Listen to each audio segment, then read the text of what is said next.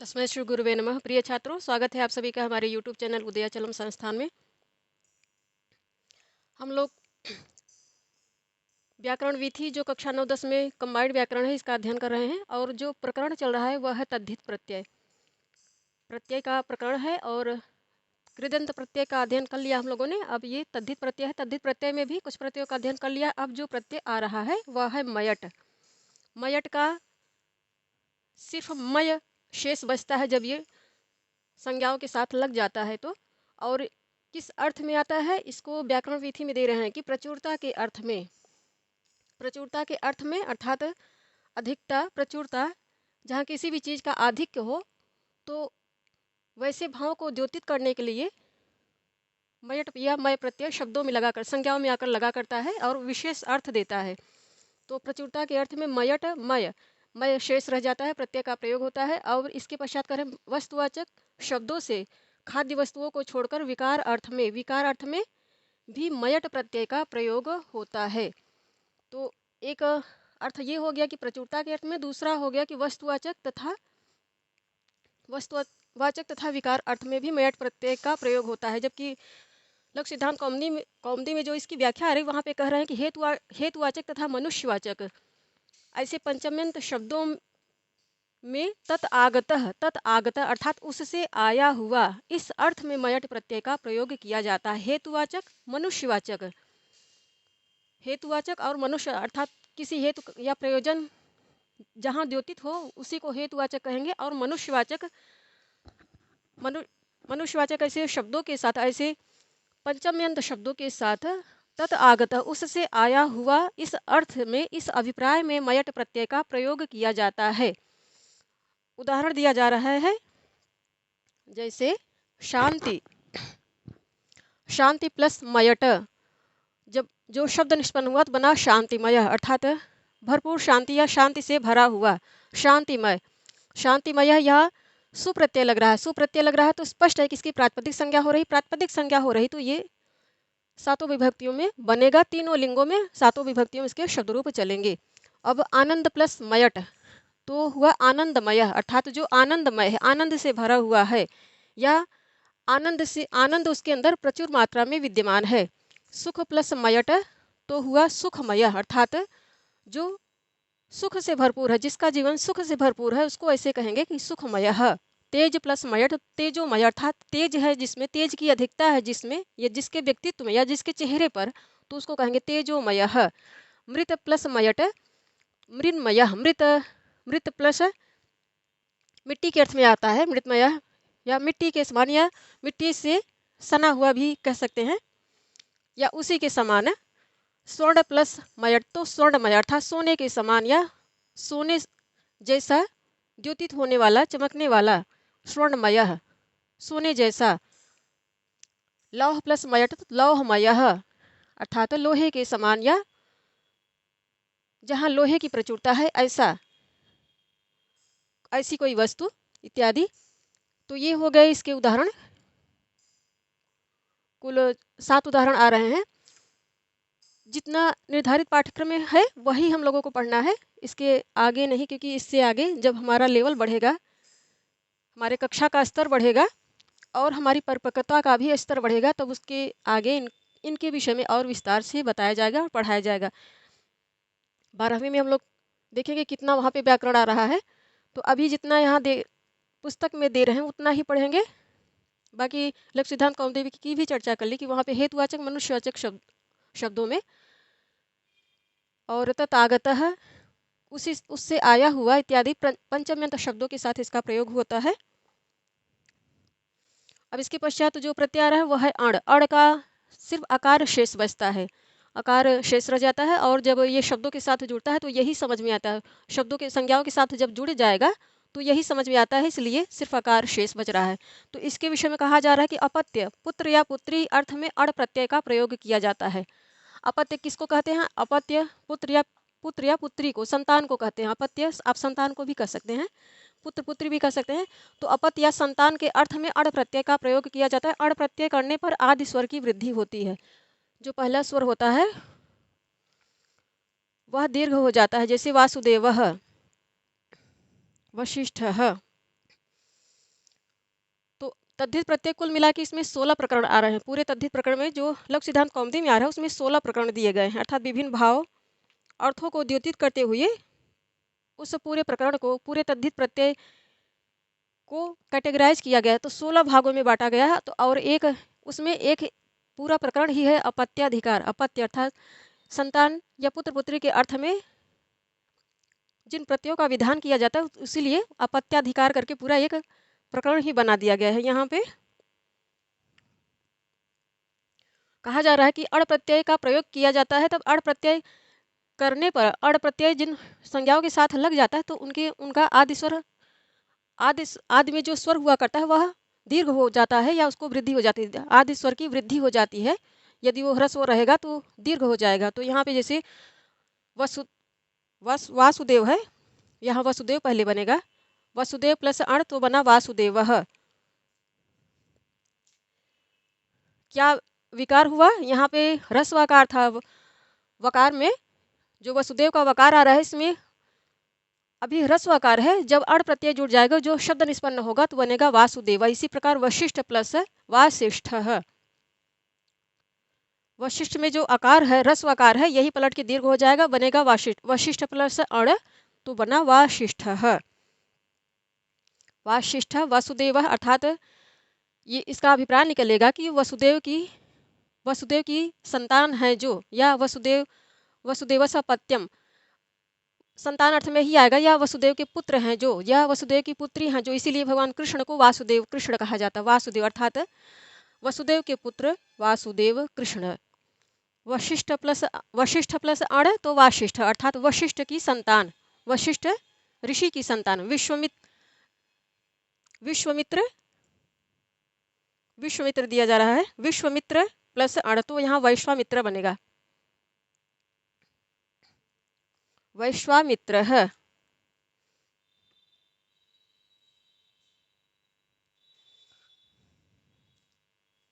वैश्वामित्र है। अब यदु प्लस अण यादव, अर्थात यहाँ विश्वामित्र प्लस अण वैश्वामित्र, अर्थात जो विश्वामित्र की संतान है, जो विश्वामित्र ऋषि, विश्वामित्र इन नाम के ऋषि की जो अपत्य है, संतान है। अब यदु प्लस अण तो बना यादव।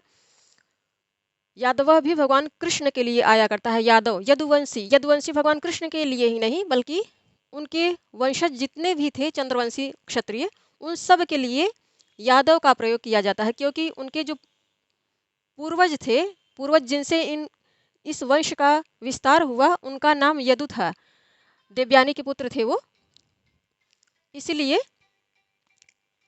ये इनके पूर्वज हो गए, चंद्रवंशी राजा हो गए, इन्हीं से इस वंश का विस्तार हुआ। इसलिए यदु की जो अपत्य हुए, संतानें हुए, उनकी पीढ़ियाँ जो आगे आई, इन्हीं के नाम पर उन सबको यादव नाम दे दिया। यदु प्लस अण यादव, अर्थात यदु से उत्पन्न हैं जो संतानें वही यादव हो गई।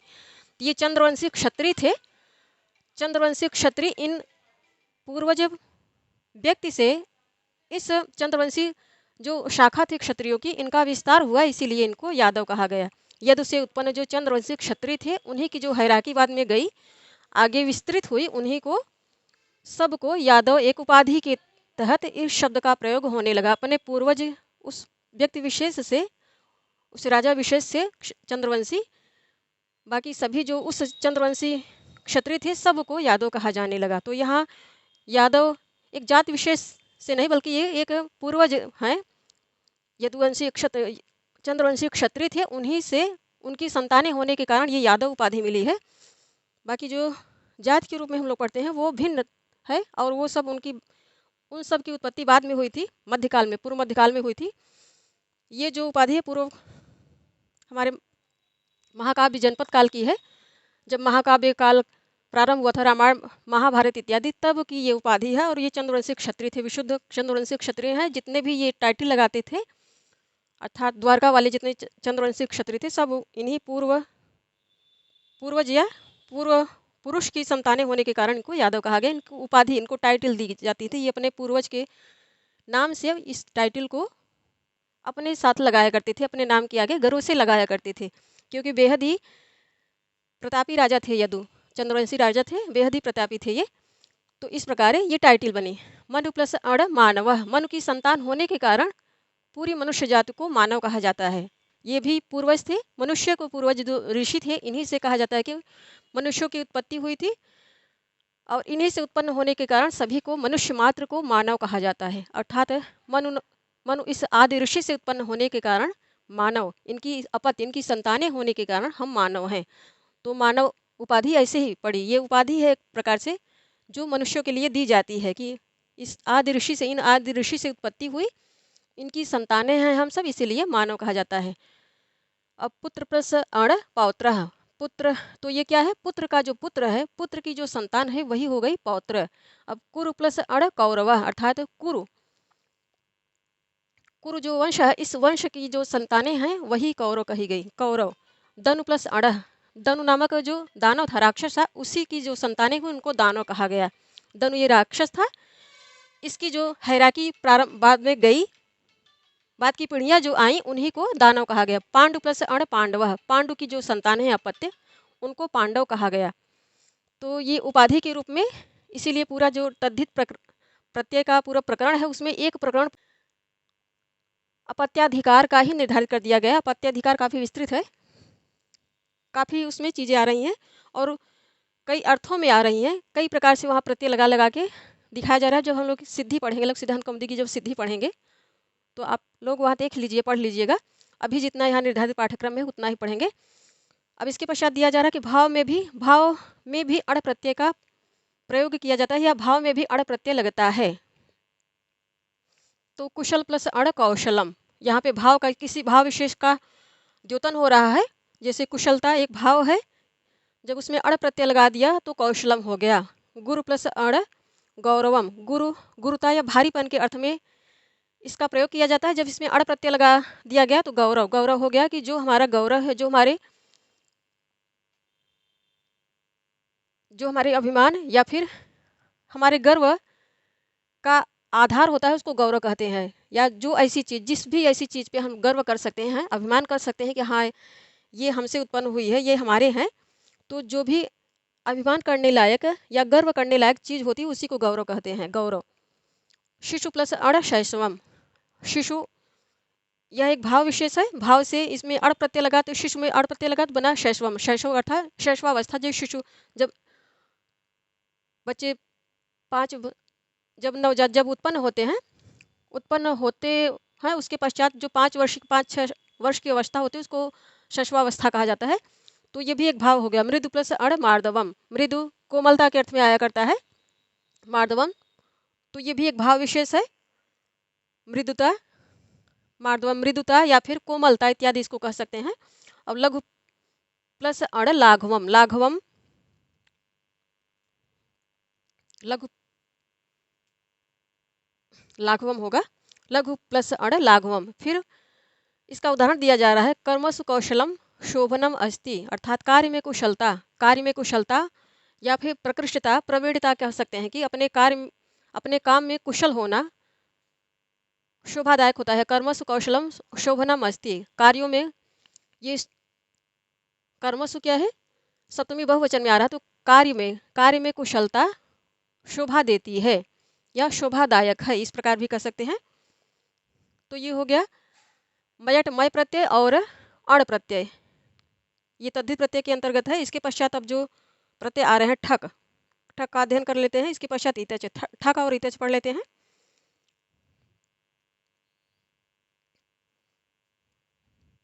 ठक, ठक प्रत्यय आ रहा है और इतच प्रत्यय आ रहा है, तो इन दोनों का अध्ययन कर लेते हैं एक साथ।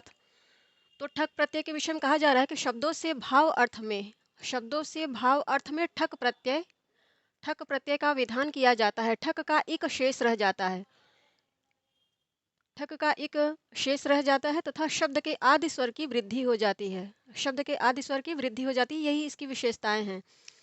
तो क्या फैक्ट है इसके संबंध में? पहला ये हो गया कि यह भाव अर्थ में आता है, और दूसरा है कि इसका एक शेष रह जाता है, और तीसरा है कि इसकी जब ये शब्दों के साथ लग जाता है तब उसके शब्द के आदि स्वर की वृद्धि हो जाती है। तो यही 3 फैक्ट है इसके संबंध में, यही 3 याद रखने हैं। अब इसके उदाहरण दिए जा रहे हैं। वाच प्लस ठक, वाच शब्द में या फिर संज्ञा में जब ठक प्रत्यय लगा तो बना वाचिक। वाचिक, आप इसको वाचिका भी कह सकते हैं, क्योंकि ये संज्ञा में लगते हैं और इनके शब्द रूप चला करते हैं, इनकी प्रातिपदिक संज्ञा हो जाती है।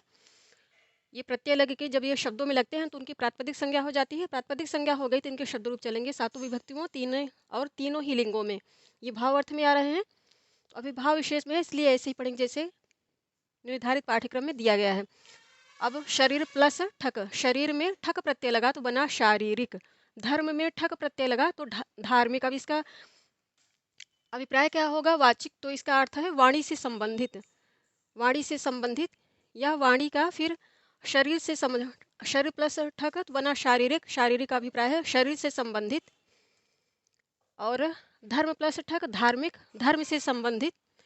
नगर प्लस ठक तो नागरिक, नागरिक का अभिप्राय होगा नगर से संबंधित, जो नगर से संबंध रखने वाला या फिर नगर में रहता है। भूत प्लस ठक भौतिक, तो इसका अभिप्राय है इस लौकिक संसार का। अध्यात्म प्लस ठक आध्यात्मिक, अर्थात पारलौकिक संसार का, संसार से परे या आत्मा संबंधी जो हो वही है आध्यात्मिक। अध्यात्म अपनी आत्मा से संबंधित, आध्यात्मिक। इतने उदाहरण आ रहे हैं ठक प्रत्यय के, तो एक हो गया, 2, 3, 4, 5, 6 उदाहरण आ रहे हैं। ये परिभाषा याद किए रहना है और ये उदाहरण 6 याद किए रहना है। तो कुछ भी जो परीक्षा में आएगा, चाहे वो संस्थागत हो या कक्षा 10 की बोर्ड की परीक्षा में आए या फिर केंद्रीय विद्यालय संगठन की प्रतियोगी परीक्षा जो टीजीटी की है, उसमें भी यदि ये पूछा जाएगा तो इन्हीं से पूछा जाएगा उदाहरण। यदि इस प्रत्यय विशेष के संबंध में कुछ भी आएगा तो उदाहरण यही देंगे जो पुस्तक में आ रहा है, बाहर से नहीं देंगे। और इसकी परिभाषा याद किए रहेंगे तो इसके विषय में कुछ भी मिस नहीं होगा। तो इसकी की पॉइंट यही है कि भाव अर्थ में आता है, ठक का इक हो जाता है, आदि स्वर की वृद्धि हो जाती है। इसको की पॉइंट यहीं पे प्रत्यय लिखिए और इसी पे ऐसे रेखाएं बना के आप इसको लिख सकते हैं। तो पूरी लाइन भी याद नहीं करनी पड़ेगी, बस यही भाव अर्थ में आता है, आदि स्वर की वृद्धि होती है, ठक का इक होता है, बस इतना लिख लीजिए, ये की पॉइंट हो गया। नोट्स को छोटा करने का ये तरीका है। अब इतच प्रत्यय पढ़ लेते हैं। तो इतच का इत बचता है, यहाँ ह्रस्व इकार है और तकार।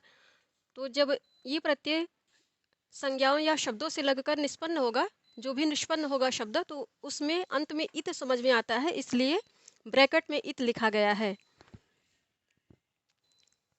तो इसकी परिभाषा क्या है? एक लाइन में ऐसे एक ही लाइन में दिया जा रहा है, एक लाइन में दिया जा रहा है तो याद करने में भी सुविधा रहती है। तो सहित या युक्त, सहित या युक्त अर्थ में, अर्थात जब ये प्रत्यय लग जाते हैं किसी भी संज्ञा या शब्दों के पश्चात, तो उसका जो अभिप्राय निकलता है वह सहित या युक्त इस अभिप्राय में समझा जाता है या यही अभिप्राय निकलता है।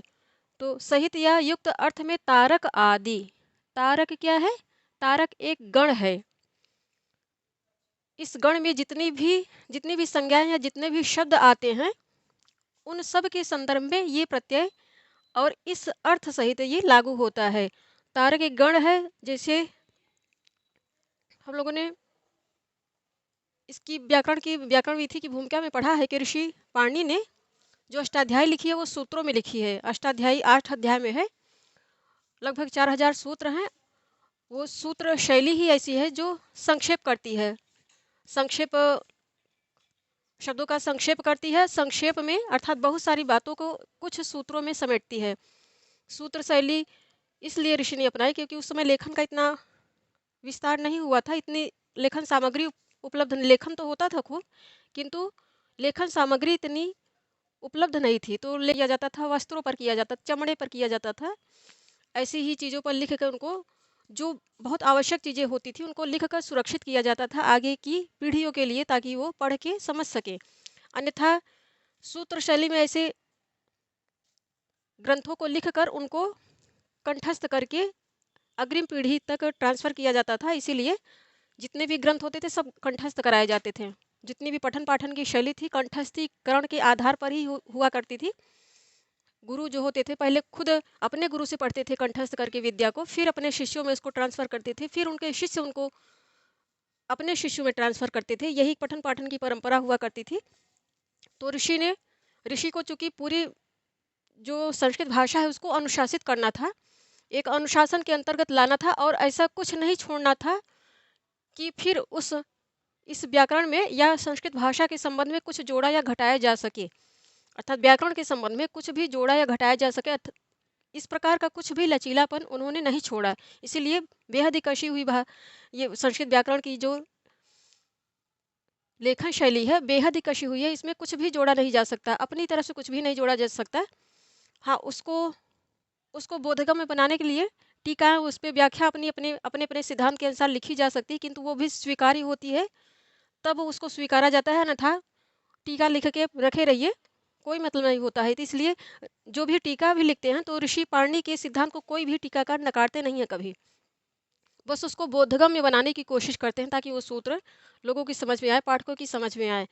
तो इसीलिए ऋषि ने ये तरीका अपनाया था ग्रंथ को संक्षेप संक्षेप करने का। जैसे कुछ सारे बहुत सारे शब्द एक ढर्रे के ही आ रहे थे, एक तरह के आ रहे थे, तो उनको उनके पहले शब्द का नाम लेके एक गढ़ बना दिया। कहा कि इतने सारे ये सारे शब्द इस गढ़ में, इस तरीके की शैली, इस भी शैली या अभिप्राय के जितने भी शब्द आ रहे हैं इस गढ़ में चले जाएंगे, उनको इस गढ़ में रखा जाएगा।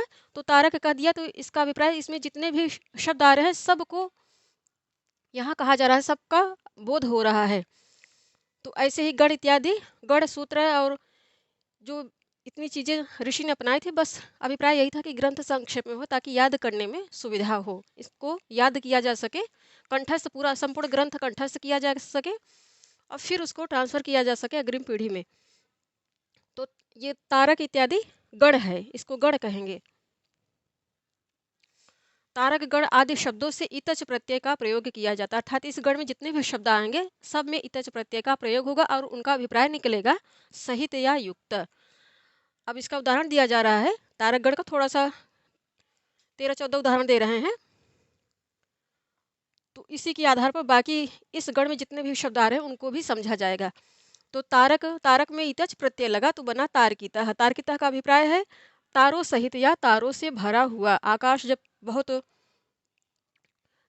कृष्ण पक्ष हुआ करता है, रात अंधेरी हुआ करती है, तब ये चमकते हैं तो कहा जाता है कि आकाश तारों से भरा हुआ है। उसी अभिप्राय में ये लिखा गया है और इसका अभिप्राय निकल रहा है। पिपासा, पिपासा में इतच प्रत्यय लगा तो बना पिपासिता। पिपासिता अर्थात पिपासा प्यास से युक्त या प्यास सहित, इसका अभिप्राय निकलेगा।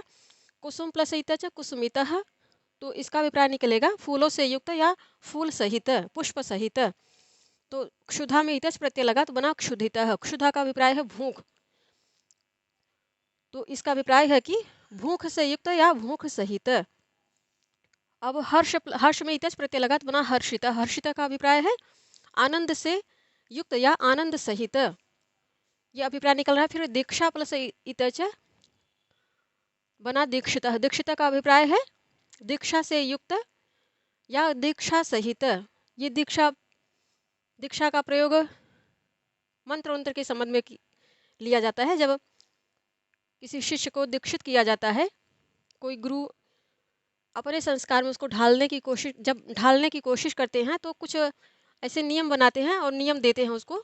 नियम के अंतर्गत उनको पहले संस्कारित करते हैं, फिर ये होता है कि उनकी दीक्षा हो गई, दीक्षित हो गए। वो एक विशेष पंथ या एक विशेष मत को जब वो फॉलो करते हैं, कोई भी गुरु होते हैं जब उनमें अपने मत में लिया करते हैं किसी को, तो पहले उसकी दीक्षा करते हैं, उसको संस्कारित करते हैं। कुछ उसके नियम होते हैं, नियम निर्धारित करते हैं, नियम बताते हैं, उनको सब समझाते हैं और कुछ मंत्र इत्यादि। तो इसी प्रक्रिया को दीक्षा कहते हैं। तो बुभुक्षा प्लस इतच, बुभुक्षा में इतच प्रत्यय लगा तो बना बुभुक्षिता। बुभुक्षा का अभिप्राय भी है भूख, तो इसका अभिप्राय है कि बुभुक्षिता, तो भूख सहित या भूख से युक्त, इसका अभिप्राय निकलेगा। कटक प्लस इतच, यहाँ कंटक है, कंटक में इतच प्रत्यय लगा तो बना कंटकितः। कंटकितः का अर्थ है कांटे से युक्त या कांटे सहित या कांटों सहित। गर्व प्लस इतच गर्वितः। गर्व में इतच प्रत्यय लगा तो बना गर्वितः। गर्वितः का अभिप्राय है अभिमान से युक्त। व्याधि प्लस इतच, व्याधि में इतच प्रत्यय लगा तो बना व्याधिता। व्याधिता कोई बीमारी या रोग से ग्रस्त, तो रोग सहित या रोग युक्त। उत्कंठा प्लस इतच, उत्कंठा में इतच लगा तो बना उत्कंठिता। उत्कंठा का अभिप्राय है कोई जानने की इच्छा, कुछ भी जिज्ञासा है तो जानने की इच्छा, तो उत्कंठा से युक्त या उत्कंठा सहित। तरंग में इतच प्रत्यय लगा तो बना तरंगितः। तरंगितः अर्थात तरंग सहित या तरंग से युक्त। फिर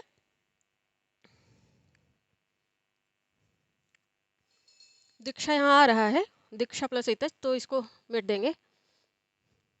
कुल मिला के 13 उदाहरण आ रहे हैं। इसके पश्चात अब उदाहरण आ रहा है, बुभुक्षितः किम न करोति पापम, अर्थात भूखा व्यक्ति कौन सा पाप नहीं करेगा।